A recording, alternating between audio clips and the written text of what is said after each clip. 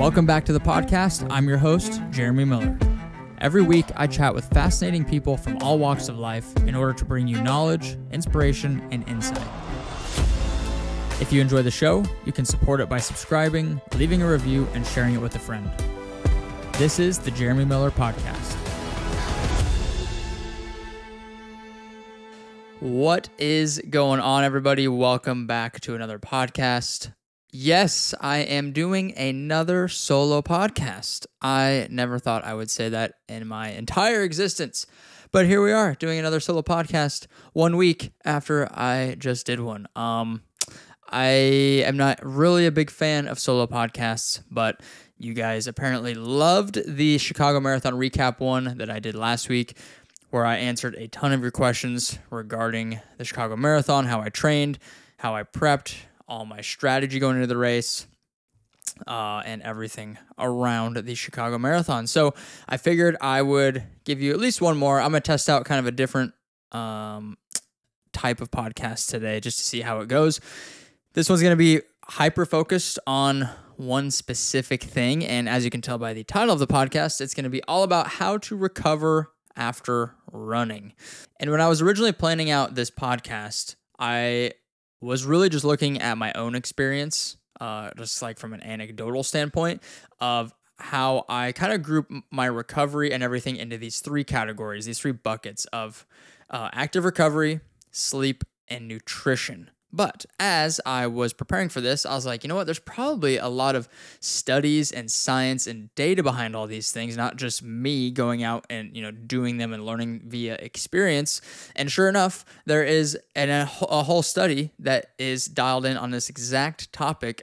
Instead of the three buckets, they put it into four buckets, and they called it the 4 R's. And that is Rehydrate, which is talking about water and sodium electrolytes, basically. And then Refuel, which is focused solely on carbohydrates for before, during, and after intense exercise. And then the third one is Repair, which is focused primarily on proteins and creatine, casein, different types of these nutrients that you can use post-exercise to help with recovery. And then the fourth one is Rest, such as they talked mostly about sleep in this study, but I'm going to add a whole bunch of other things such as like active recovery and some other kind of hacks and things that I have found worked for me to help recover after a race. But all that being said, we're going to dive into this study that I went through. I want to make it known, obviously, that I am not a scientist. I'm not a doctor. I have no certificates in the field of sports or medicine or anything like this. I am just a guy who loves to run. I've been doing it for 5 years. I love to lift. I love nutrition. I love learning about all this stuff. And I like to go out and practice it and experiment and learn things on my own. But I don't have degrees or any of this stuff. So everything I say here, take it with a grain of salt. I am essentially just relaying this information from this study that I found. I will obviously link the study in the description of this podcast so you can go and check it out for yourself.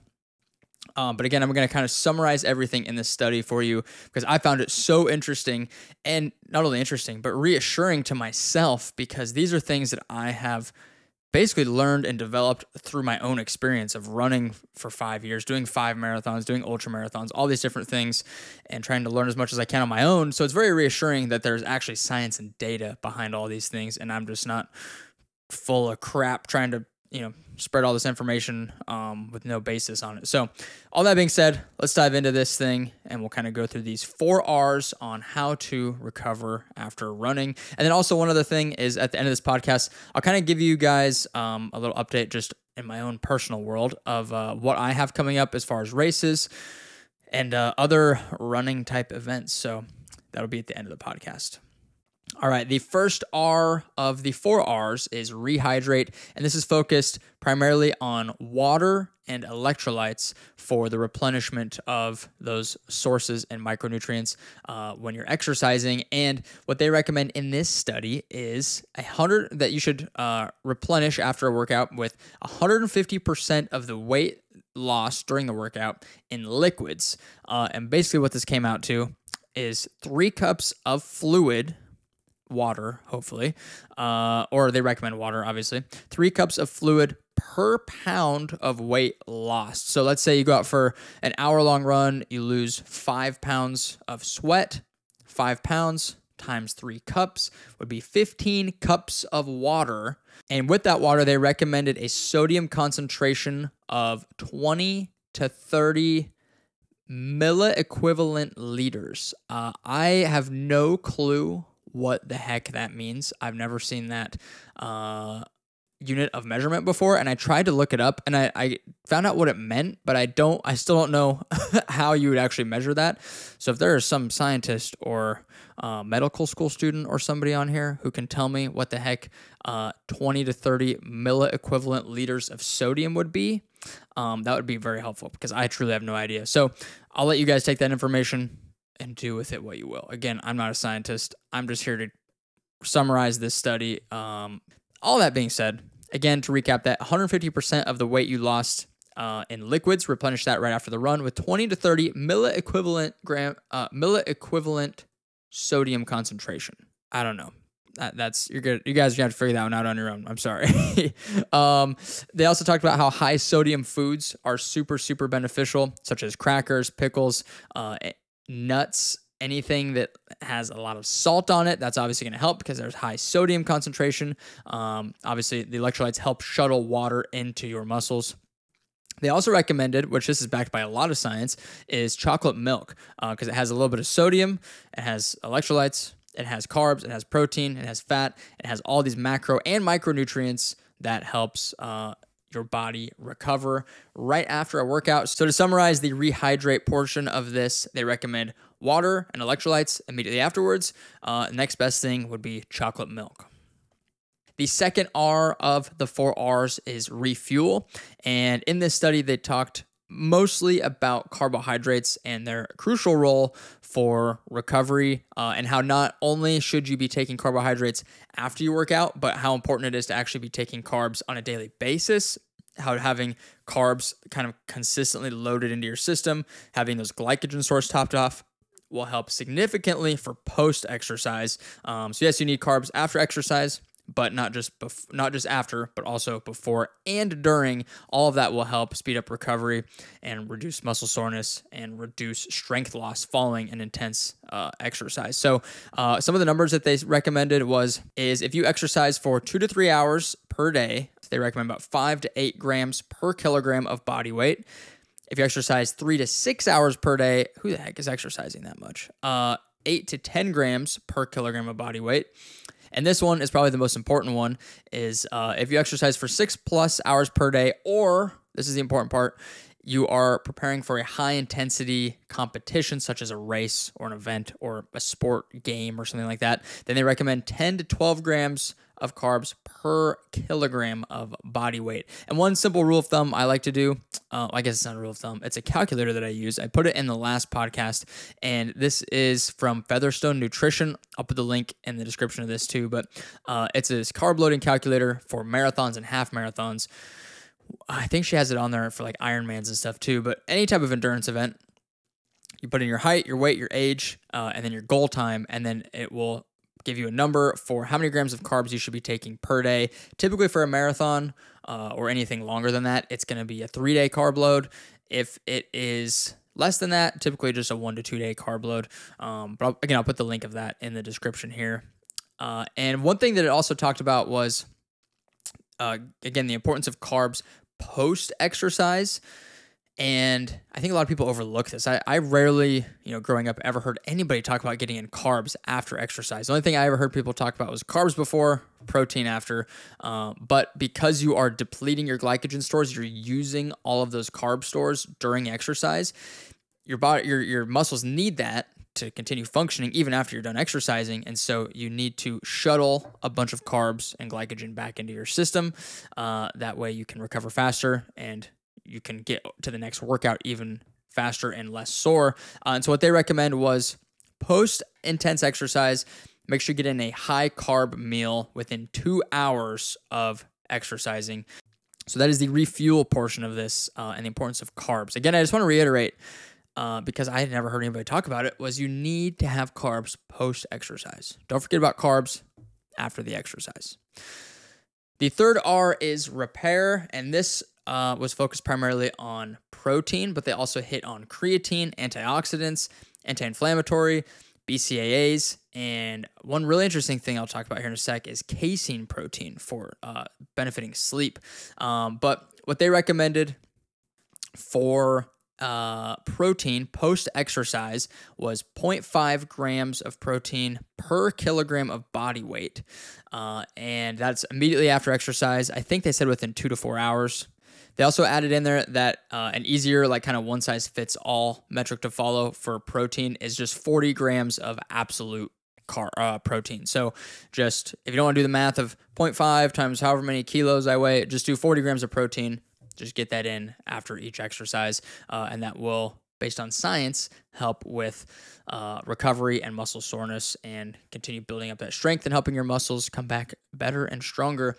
They also talked about the importance of creatine. I take creatine every single day. I hope that you do. If not, I would highly recommend you start taking creatine every single day.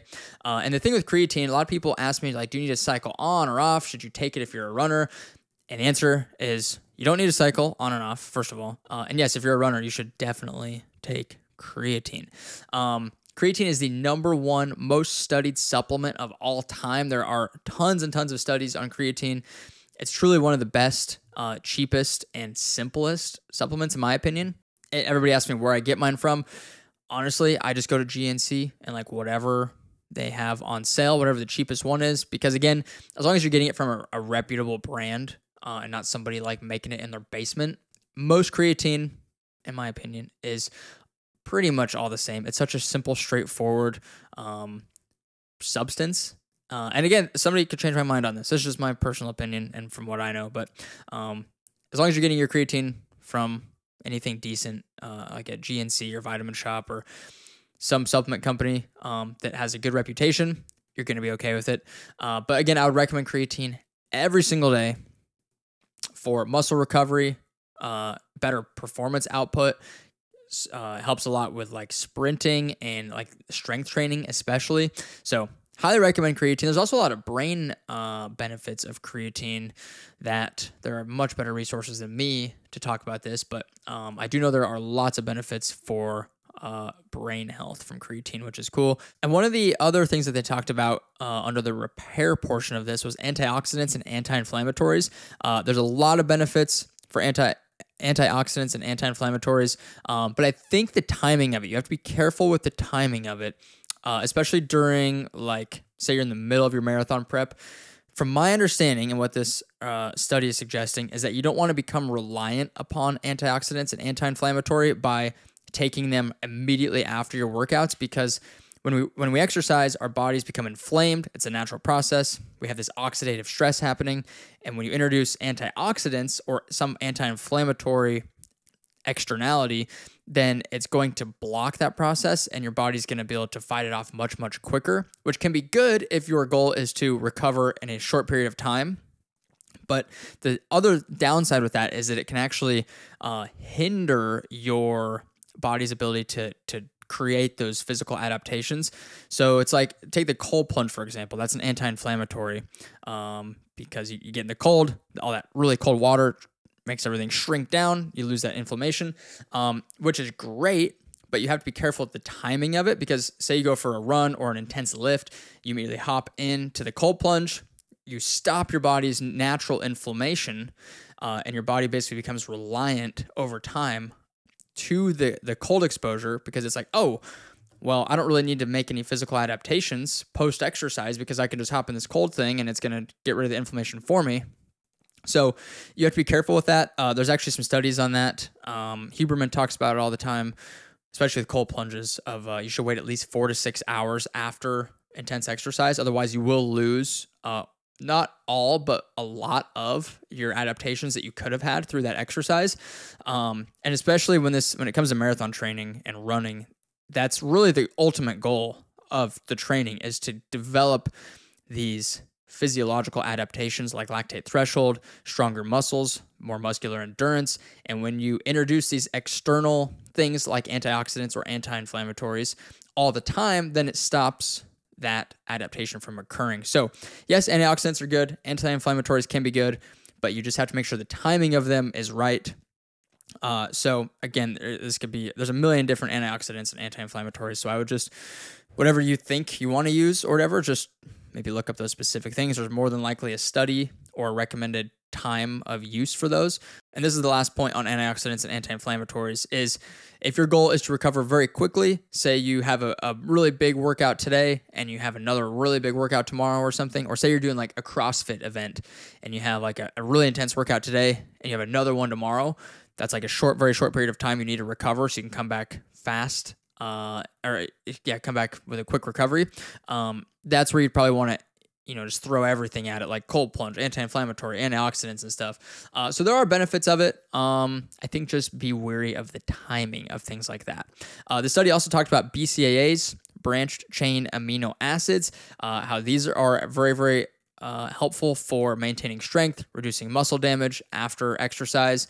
And then this, I thought, was one of the most interesting things in this study, was they recommended casein protein before sleep. They recommended taking 40 to 48 grams of casein protein approximately 30 minutes before sleeping. And this apparently has a very positive effect on improving your protein metabolism, as well as just improving your overall muscle recovery from exercise. And so I looked up, obviously, what are foods high in casein? And what do you know? We got milk on there. If you guys know me, you know I love my milk. So again, very reassured to my love of milk because of this study. So that's cool. Again, it's 40 to 48 grams of casein protein, approximately 30 minutes before sleeping, which I thought was just super interesting. So again, things high in casein is milk, cream, butter, cheese, really any kind of dairy product will be quite high in casein protein. So maybe we all just need a little bit more raw milk in our lives. And then the last R of the 4 R's is rest. And in this study, they primarily talked about sleep, just how important sleep is. I found these 2 other studies regarding sleep. One of them was from Stanford basketball players who increased their sleep from less than 7 hours per night to 8.5 hours per night. And on average, they all ran faster, they shot more accurately. This is basketball players. And their reaction time improved and their overall fatigue decreased. So that's going from less than 7 hours of sleep per night to 8.5 hours. Obviously, sleep is one of the biggest hacks not even a hack, just one of the biggest things that I think we all skip out on for recovery after exercise or after running, after training. And I think it's just so overlooked by all these other things like these, what are they called? The Normatec compression boots and like cold plunges and the red light therapy and the Theragun percussive therapy, all these different things. Yes, they're cool. They might have some benefits. But in my opinion, and I think the science would agree with this, is that sleep is really one of the best things for recovery, making sure you come back strong and fresh over and over and over again. Yes, you got to do all these other things too, but I would say like per unit of output, sleep is probably the most bang for your buck. Another study I found said that getting less than 7 hours of sleep per night increased your risk of injury by 170%. That is nuts. I personally try to get minimum 7 hours. Like if I get less than 7 hours, I'm mad at myself. It doesn't happen very often, maybe a couple times a month, just because life happens, things come up. But I always try to get at least 7 hours. If I can, I'll get up to 8. I will try to maybe a couple times a month, just like not set an alarm if I can help it and just let my body wake up naturally. It's very hard to do with dogs, but I will do that from time to time whenever possible.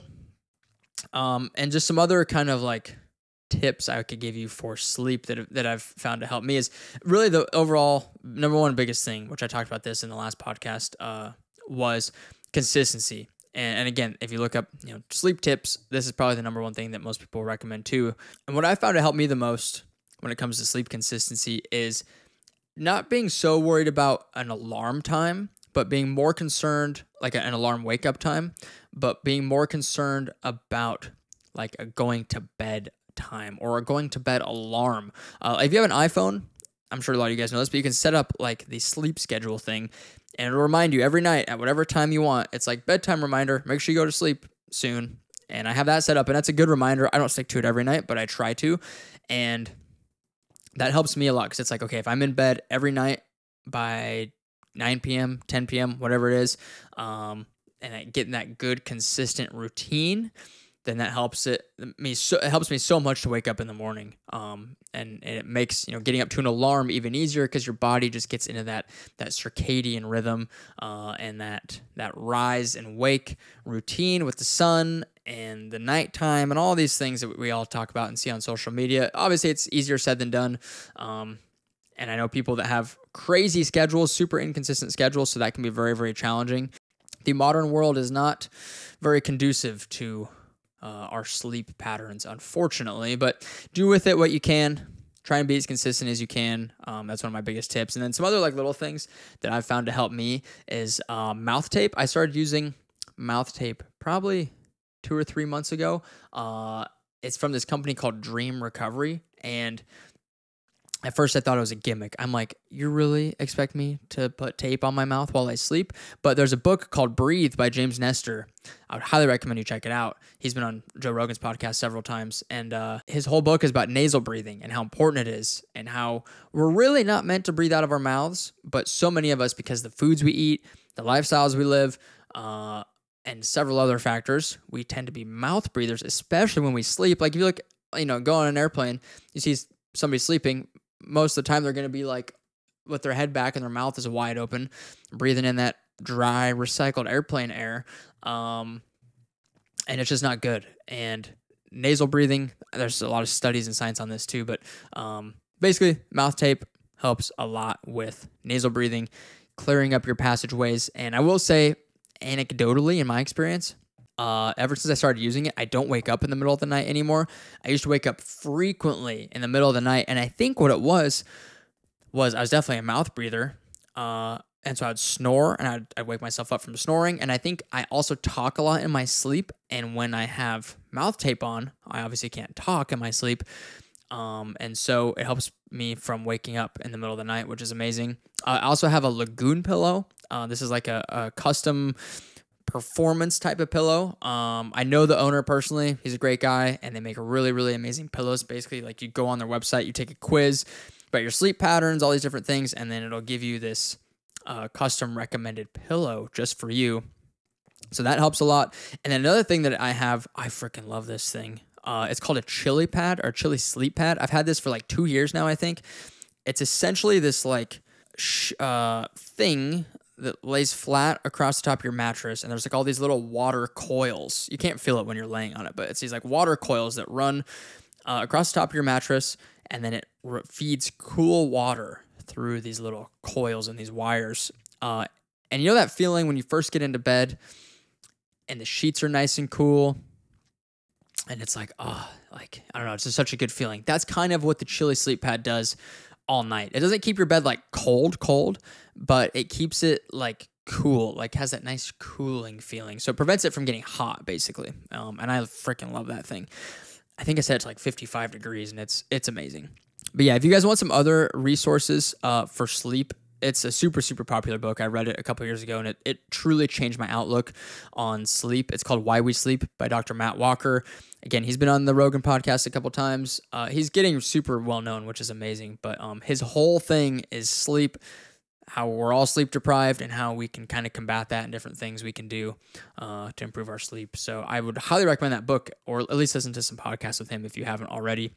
And then the last thing I'll talk about with the final R for rest is just active recovery. I talked about this again a little bit in that other podcast, but in case you guys missed it, I'll kind of go over it here too. But walking is by far my favorite form of active recovery. Not only is it like very meditative, it helps mentally clear your mind, but from a physical standpoint, nothing makes me feel better than walking. Like I could be so sore, like literally in Chicago this year, ran the marathon, went out later that day, or ran the marathon. I was laying in the hotel room for a few hours, just resting, got super tight and stiff. Everything hurt. I felt like crap. And I was like, okay, I need to go for a walk. So I went for like a 45-minute walk met some friends at dinner. And then felt great. Like literally 5-10 minutes into the walk, everything loosened up. My blood was flowing. My joints felt good. I love walking so much. I would recommend, this is kind of my protocol after running a race, is same day of the race, later in the afternoon after I've got some food and showered and rested a little bit, then I'll go for about a 45-minute walk, if not longer. Just get the legs moving, get the body moving, get the blood flowing. It also helps clear out all the lactic acid that gets built up through an intense workout or a race. And then I'll basically continue that. I'll walk, again, at least 45 minutes per day until I'm comfortable running again. Usually, like this year for Chicago, I ran, I think for the first time, it was like Wednesday or Thursday. The race was on Sunday, so it took me about, I think, 4 days to run again. I was sick, so that didn't help. But legs felt good just a couple days after the race, and I probably could have ran sooner. But again, just keep walking. And I think a lot of that too, it helps like keep that good routine and that consistency that you had prior to the race, where you were getting up every morning, going for a run, or whatever time you normally go for your run. You keep that same window in your day, and you keep that dedicated to exercise or movement. And then it's just like whenever you're ready to start running again, you transition from the walking to the running. And I think that helps a lot. Obviously, the next transition into that would just be some really light jogging. Keep it nice and easy. Go for like 2-3 miles. Just 20, 30-minute little shakeout runs post-race. I think that helps a lot. And I know as you build up into it, even during training, I know a lot of elite people do this. Is kind of where I got the idea from, is instead of making like Sundays a full-on rest day from running, just go out for like a little 15, 20, 30-minute shakeout run, even incorporate some walking, just a really, really light active recovery type of day, even in the middle of training. And I started doing that a lot for this last build in Chicago. Like Sundays, I would get out and run a little bit more, and that made a huge difference.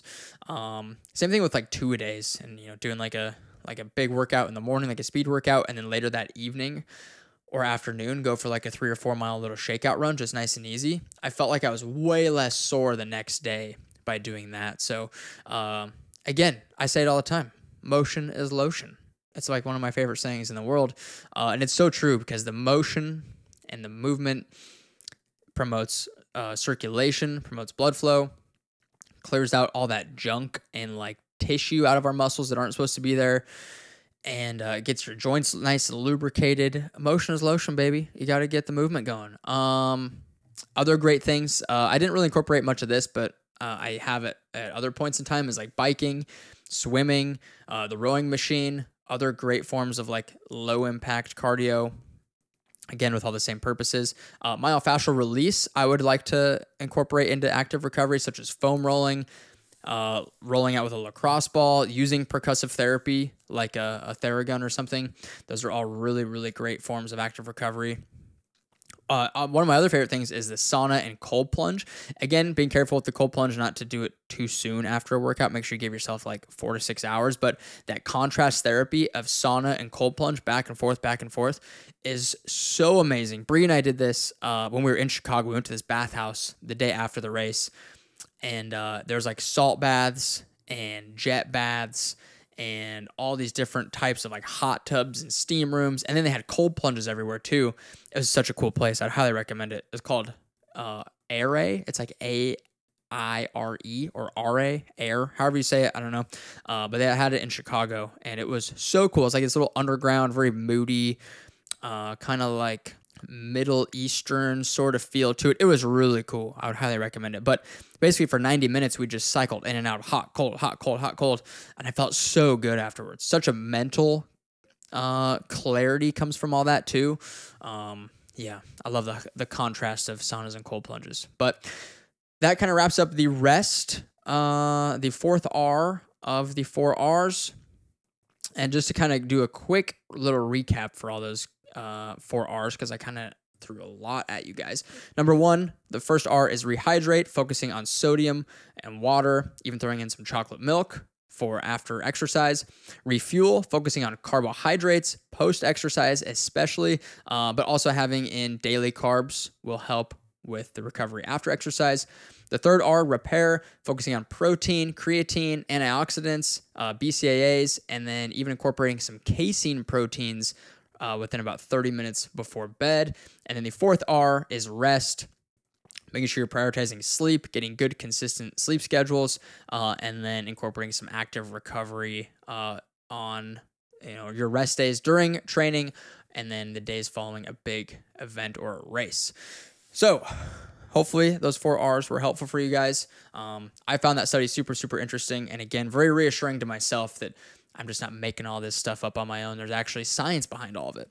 And before I wrap up this podcast, I just want to give you guys a quick update about my upcoming races and what I have planned, because a lot of you guys have been asking. So first off, yesterday, I just signed up for the Brazos Bend 100K race in, I think it's called Needleville. It's somewhere outside of Houston, Texas.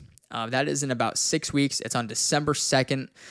Super, super, super, super excited for that. This will be my first 100K, and 100 kilometers, in case you don't know, if you need the conversion, is 62 miles. I've never gone anything over 52 miles. I've done the Bighorn 52 twice.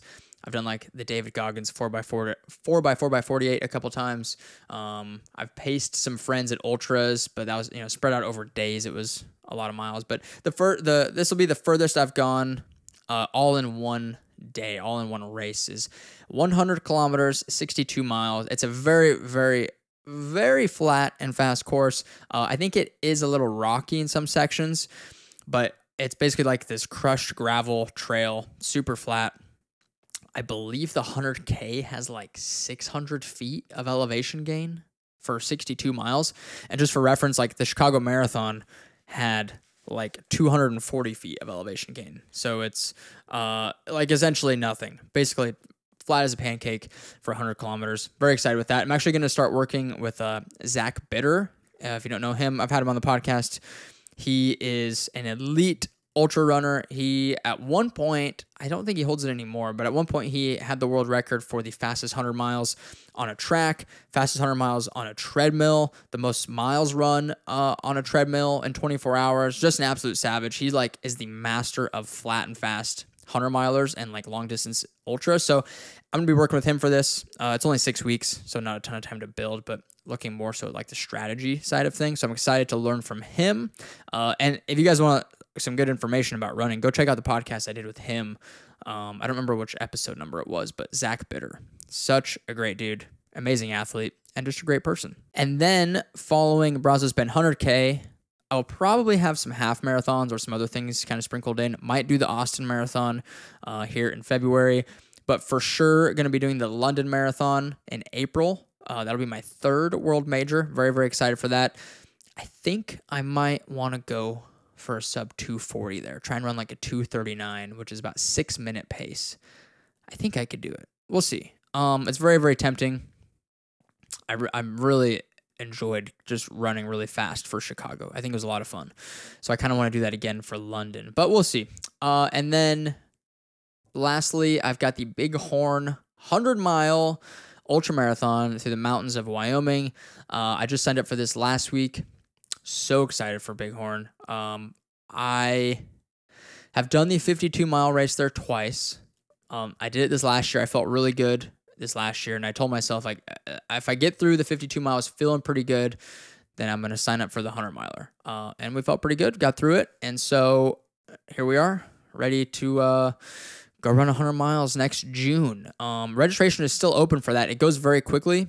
They just opened it last week, and I think it'll probably sell out within the next week or two. So if you guys have any interest in running the Bighorn 100-miler out in Wyoming next June, definitely sign up. I would love to see you guys out there. It's a really fun race. I'm definitely biased because I'm from Wyoming, and it's 2 hours from where I grew up, but it is an absolutely beautiful, epic, intense, and muddy course. Everything you could possibly imagine you will experience on that course. So I can't wait for it. 100 miles is going to be nuts, but that's what I've got coming up. Thank you guys so much for listening to the podcast. I don't know if I'm going to keep doing these solo ones. I'm going to test this one out, see how it does.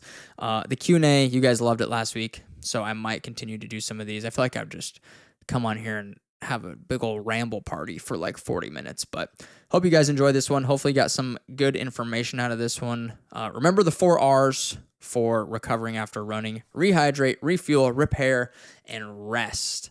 So thank you guys for tuning in, and we'll see you in the next episode.